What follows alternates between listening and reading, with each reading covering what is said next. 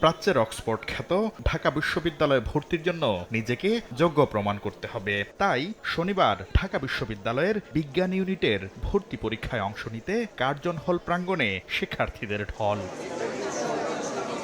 এবার ১,৮৯৬টি আসনের বিপরীতে প্রতিদ্বন্দ্বিতা করেন ১,৪৬,৮১১ জন। সে হিসাবে প্রতি আসনের জন্য লড়েছেন ৭৮ জন ভর্তিচ্ছু।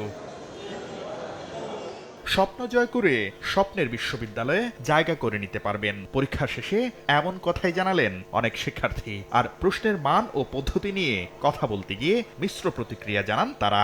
আমার কাছে ফিজিক্সটা বেশি কঠিন লেগেছে, বাকিগুলো মডারেট ছিল। ম্যাথ সোজা করছে, ইংলিশ সোজা করছে, বায়োলজি শুনলাম সোজা করছে, কিন্তু কেমিস্ট্রি আর ফিজিক্স কঠিন করছে। এমসিকিউটাও স্ট্যান্ডার্ড ছিল, কয়েকটা কোয়েশ্চেন্স ফিজিক্সের একটু কঠিন ছিল, ম্যাথস ক্যালকুলেশন ছিল অনেক। এমসিকিউ এর তুলনায় রিটেন পার্টটা কম্পারেটিভলি অনেকগুলো জায়গাতে ইজি ছিল। কেমিস্ট্রি একটু হার্ড লাগছে, বাকি সবগুলো একটু স্ট্যান্ডার্ড হয়েছে। এমসিকিউ পুরোটাই থিওরি বেসড আসছে, ম্যাথস একটু কম আসছে এমসিকিউতে। নিউ সানসিল্ক ব্ল্যাক শাইন, নজর কাড়া শাইনি চুলের নাম্বার 1 চয়েস।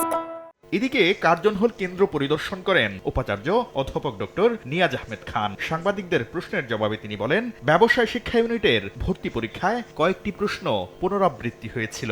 ভর্তি ইচ্ছুক শিক্ষার্থীদের স্বার্থ সংরক্ষণ করেই এ বিষয়ে সিদ্ধান্ত নেওয়া হবে। প্রশ্ন ফাঁসের কোনো ঘটনা ঘটেনি।